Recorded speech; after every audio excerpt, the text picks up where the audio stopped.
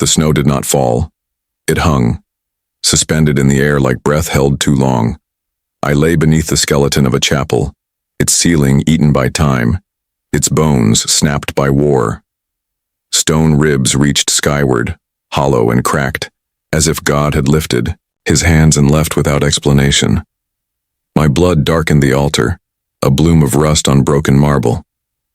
Each heartbeat was a hammer against my ribs, dulled by the cold but steady, like some cruel metronome counting down the last bars of a forgotten hymn. Silence had weight, and it pressed against my ears until I thought I'd gone deaf. I could no longer tell if my mouth moved when I screamed. I couldn't tell if I had screamed at all. A wolf howled far off, a thin thread of sound barely touching the edge of my awareness. I welcomed it. Pain I could bear. Loneliness was the sharper blade. I had not spoken in 3 years. Not since the bloodfields of Lursk, where my brother had knelt before me with a sword through his stomach and forgiveness in his eyes. Not since I abandoned the gilded name once sewn onto my breastplate. Names meant nothing on the ground. Titles could not be eaten. Valor did not warm you when winter's teeth sank into your bones. I closed my eyes and waited for the wolves to come. I awoke not to death but to the scent of lavender and ash. My chest burned, not with fire, but with something finer, something impossibly delicate, like silk laid across an open wound. I blinked, vision swimming in watery silver. Candlelight. A pale glow danced across frost-kissed walls. I was no longer on the altar. Was on a cot, rough wool beneath my back, heat blooming from a clay stove tucked into the shadows. My sword was gone. My boots had been removed, my tunic peeled aside. But I had not been robbed. I had been tended. She sat by the fire, back to me. Her hair shimmered like spilled ink, cascading to her hips in soft waves. She moved with precision, threading something through a bone needle. Her fingers were steady, nimble. I heard the whisper of fabric stretching, taut and careful. I tried to speak. My throat cracked, dry as sun-bleached stone. I tried again, barely a rasp. She turned. Her eyes were moss over stone, ancient, unreadable, green with secrets. She said nothing. She never would. The woman was mute. But she saw me, truly saw me. And something in that gaze unraveled the knots behind my ribs. She showed me her hands, not as greeting, but as truth. They bore no rings, no sigils, only calluses and faint scars, signs of long labor of art and ache. She touched my chest once, just above the heart, then held up a thread of glistening black. It shimmered in the light like spider silk. She dipped the needle into a bowl of hot water. I watched, fascinated, as she pulled her own hair through the eye of it. I tried to speak, to ask what magic this was. She placed a finger to her lips, not in silence, but reverence. Then she sewed. Each stitch pierced skin, though the pain was strange, distant. My body wanted to flinch, but her hands commanded stillness. The thread hummed faintly as it slipped into my flesh, as though it remembered every hand it had passed through. Generations of women who had poured themselves into its weaving. It was not ordinary hair. It was legacy. Oath-bound. Living. When she finished, she pressed her forehead to the wound. My eyes blurred again, not from agony but something altogether more unbearable. I wept, quiet, ugly tears that tasted of salt and shame. She did not pull away. Mornings came like ghosts, not sudden, creeping. Each dawn, I returned to myself piece by piece. The cold no longer bit so deep. The weight on my chest eased, though it never lifted. I watched her move through the ruined chapel with barefoot, Grace never making a sound, as if she too were only half real, a spirit that stitched bone to breath, thread to flesh. We did not speak.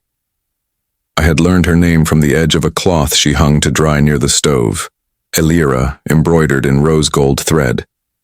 I whispered it once just to see how it tasted, in my mouth. It felt like the first word I'd ever spoken that hadn't drawn blood. She caught me saying it. Her eyes softened. A corner of her mouth curled, not quite a smile, more like a memory waking up. After that, I spoke more. I told her of trees I once climbed, rivers I nearly drowned in, a dog named Bitter who followed me into exile. I spilled pieces of myself, with no expectation they would be gathered, but she gathered them anyway. One night the wind howled so fiercely it sang through the chapel's bones. I found her crouched beside the fire, unraveling a bundle of old cloth. Tapestries folded so tightly they cracked when opened. She laid them out one by one, each square a scene, a story, her story. The first showed two sisters in a field of crows, hands clasped, eyes closed. The second, flames rising behind a crumbling tower, one girl weeping, the other already turning to ash. The third, a silent woman surrounded by villagers with knives made of words. I watched her as she traced the threads with trembling fingers. I did not ask. I did not need to. She gave her voice to save someone she loved, and the world, as it does, punished her for it. She had been marked a witch not for cursing, but for sacrificing. I stood beside her, unsure what comfort meant anymore. So I laid my hand atop hers. She didn't flinch. The wound across my ribs had closed, but others opened nightly. Dreams found me easily in that place. They slipped beneath my lids and dragged me backward, to corridors lined with flags I once swore allegiance to the screams of boys in metal and the thunder of hooves on winter stone. One dream came often, my brother Kalen, kneeling in snow impaled on my enemy's sword, his face gentle, even then. "You chose mercy," he said, in the dream, "and they chose you for death." In the dream, I reached for him. My fingers turned to crows. I woke shaking. My palms bled where my nails had bitten skin. Elira sat across from me, bathed in firelight. She held a bowl of salve, her eyes waiting, not with expectation but permission. I nodded. She came. When she touched me, I flinched, not from pain, from remembering what it meant to be seen.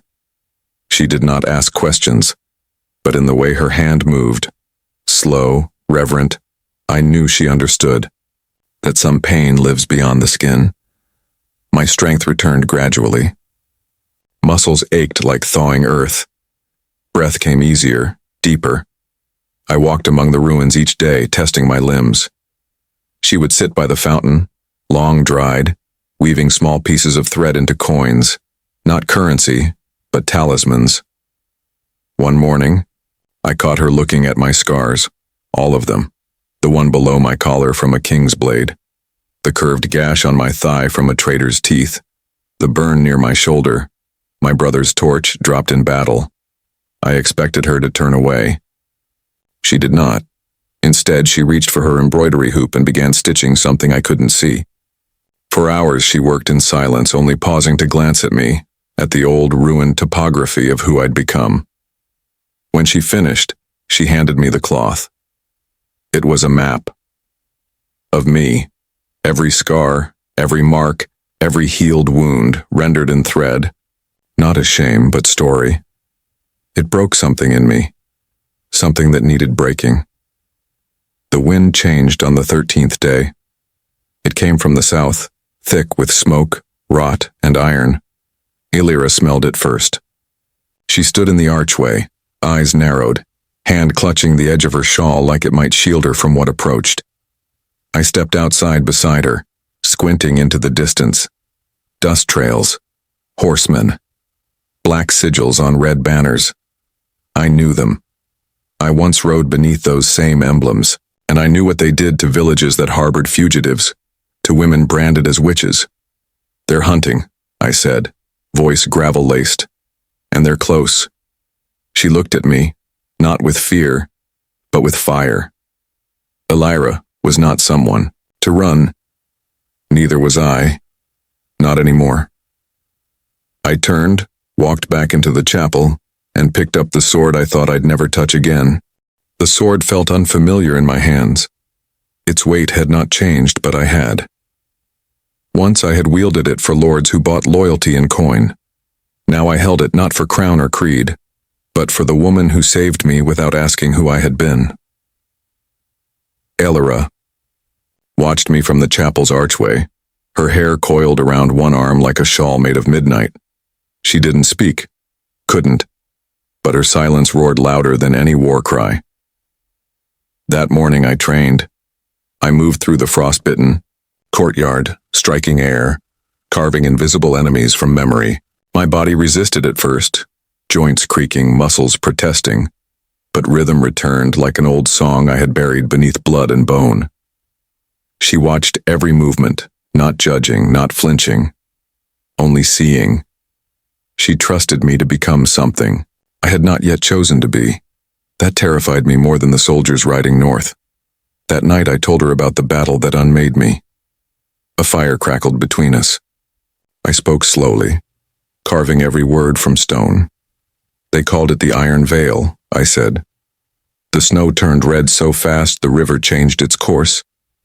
I had fought not for glory, but for a cause I no longer remembered.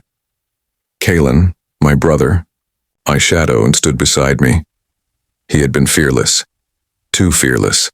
I had the enemy's commander at my feet, bloodied, beaten. He begged, and I let him live. One act of mercy, and Kalen paid the price for it, stabbed from behind while reaching for me.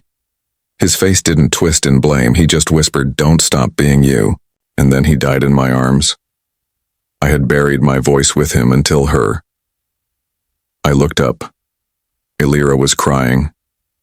Silently, fiercely, tears tracking down her cheeks like rivers that forgot how to dry. She reached for me, not to comfort, but to witness. And, for the first time, I didn't flinch when someone touched the part of me that still bled. It was the third day after we saw the riders when I learned her final secret. We had found a cave nearby, a fallback in case the chapel burned. I had gathered food, laid traps. We were ready to run. But something in her shifted. That night, she lit 5 candles in a ring, each a different color. She pulled her hair free, it fell around her like a cloak, and began weaving. Not cloth, not art, a spell. The air changed, thick with memory and wild ancient things. Her fingers danced and her lips moved. No sound, but her mouth spoke a language older than walls. Smoke rose in strange patterns. Her hair turned gold for a moment, then silver, then black again. I stepped forward and everything stopped. She turned to me, eyes glowing faintly, and in her hand, she held a single thread, pulsing faintly like a heartbeat. It was mine. She had sewn me back together, not just in flesh, but in spirit, tying soul to body with magic bound by blood. Elara, I breathed, barely able to stand. She placed the thread against my chest, and it sank in, not painfully, not violently, just right. The soldiers came at dawn. There were 5, scouts, not the full patrol, enough to burn, to kill, to send a message. We had no time to flee, only to choose where we'd stand.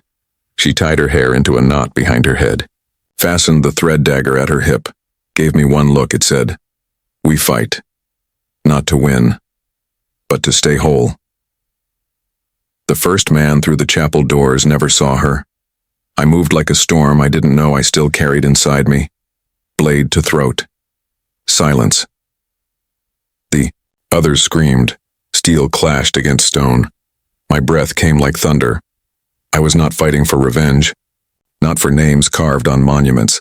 I was fighting for her, for hands that healed, for silence that sang louder than any war drum. But one got past me. He reached her, and the world changed. She raised both hands, her hair uncoiling like smoke. The air cracked. Her threads leapt from her fingers, glowing red, binding the soldier's limbs mid-step. He dropped his weapon, choking as threads stitched his shadow to the floor. He burned from the inside. Not a scream, not a flame, just ash. She collapsed in my arms, spent, shaking, alive. We buried the bodies beneath the chapel, not out of mercy, but necessity. Elira slept for 2 days. I watched over her, fingers tracing her palm when dreams made her tremble. She did. Not wake, but she calmed when I spoke. I told her stories I had never told anyone. The way my mother used to hum as she sewed. The way Kalen made a flute out of a reed and drove the entire barracks mad with his terrible music. The way I used to dream of building homes, not breaking them. I made a fire on the 3rd night, and as I sat sharpening my blade, she stirred. Her eyes opened slowly, and when they found mine, something passed between us. Not love. Not yet. Something older than that. She reached for her thread, but instead of stitching cloth, she took my hand and wrapped a single piece of red thread around my smallest finger, an oath unspoken but binding. We left the chapel before the frost melted. There was no more time for ghosts. We walked through ash and pine, over hills too quiet, under stars that blinked like the eyes of forgotten gods. Elira carried only her thread box and a pouch of herbs. I carried everything else, sword, food, and the memory of what we had survived. On the 5th day, we reached the coast. It greeted us with gulls, salt, and the scent of wind-fed promise. We found a village carved into cliffs, not marked on maps nor haunted by soldiers. Artisans lived here, people who had nothing left to fear but the sea's silence. They gave us bread without questions, shelter without names, and for the first time in my life, I breathed without flinching. We built a home together, not grand, just enough. Elira filled it with warmth I couldn't have dreamed up if I tried. She draped fabrics from driftwood beams, wove curtains from ocean blue threads, carved symbols into the lintels that whispered safety. I learned to work with wood, not weapons but things that held, tables, shelves, walls. Each morning I rose to find her at her loom, the sun painting gold across her hands. She stitched stories, not of war or ruin, but of becoming. She made garments for the village, not just clothes, but armor of healing. People whispered that to wear one of Elira's creations was to be seen by the stars. I believed it, because when I wore the tunic she made me, dyed deep crimson, threaded with silver, I no longer felt like a man who had bled out in a chapel. I felt alive. The day she asked for my blood, I did not hesitate. She wrote it in chalk on the floor. A circle, symbols I didn't recognize, and her name in thread, unbroken and looping. I understood only one word, the one she stitched in the center. Voice. She motioned for my hand. No fear. No pain. I gave her what I could. She mixed it with crushed sapphire, ash from the soldiers she had unmade, and the black thread of her own hair. She wrapped it around her throat and sat within the circle. I stood outside, heart pounding. She mouthed one word. Wait. Then she closed her eyes. The room grew still, as if sound itself held its breath, and when she opened her mouth, she screamed. A sound like shattering glass and rising suns, like every silence breaking open at once. The world trembled, and then it softened. Her voice, her true voice, returned not as a whisper but as song. It was the most beautiful thing I had ever heard. She spoke my name that night, not the one I was born with, not the one I abandoned on the battlefield. A new name, one she gave me, one stitched into her tapestry and carved above our door, one that meant rebuilt from ruin, one that meant belonging, and I gave her mine in return, not a word but a promise. I stood before her, hand on her heart, and said, I am yours, not to own, to walk beside. We did not marry. There was no need for law when thread and blood and fire had already sealed us. We built a school of sorts, for those with broken voices and wandering hands. She taught stitching as magic. I taught wood as memory. Together, we taught that healing was not the end of pain, but the beginning of choosing. Years passed. We aged gently, like wine hidden beneath the sea. One morning, I found her at her loom, smiling faintly. She had woven one last tapestry, a long one. It showed the chapel, the snow, the thread, and me. It showed her, hands on my chest, hair in her fingers, and light rising around us. And at the bottom, stitched in the softest red, she sewed his wounds with her hair and awakened the man within.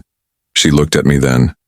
You were never broken, she said, voice warm as firelight.